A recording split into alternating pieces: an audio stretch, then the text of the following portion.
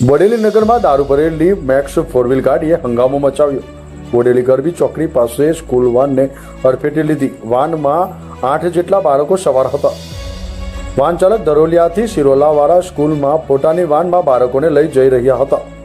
તે દરમિયાન વાનના માલિક મોહનસિંહ તથા સતીશભાઈ ટરપરાએ દારૂ ભરેલી ગાડીનો ફિલ્મી દબે પીછો કરતા આરોપીઓ બોડેલીના સ્મશાનમાં ગાડી મૂકીને ભાગી જવામાં સફળ થયા હતા। સમગ્ર ઘટનાની જાણ વાન માલિક મોહનસિંહે બોડેલી પોલીસને કરી હતી, તેમજ દારૂ ભરેલી ગાડીને બોડેલી પોલીસને હવાલે કરી હતી। બોડેલી પોલીસે દારૂ તથા ગાડી સહિત કુલ કિંમત ₹3,82,000નો મુદ્દામાલ કબજે કરી કાયદેસરની કાર્યવાહી હાથ ધરી હતી। દારૂ ભરેલી ગાડી ક્યાંથી આવી અને કોને ત્યાં માલ આપવાનો હતો તે દિશામાં બોડેલી પોલીસ તપાસ ચલાવી રહી છે।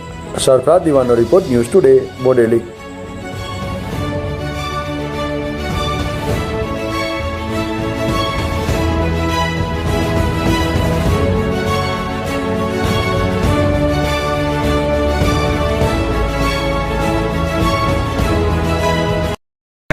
બાઇકની પાછળ મેં બેહીને પાછળ જોઈની પાછળ ને પછી શમશાન દરગાહ આગળ ગાડી મૂકીને એવો ભાગી ગયો।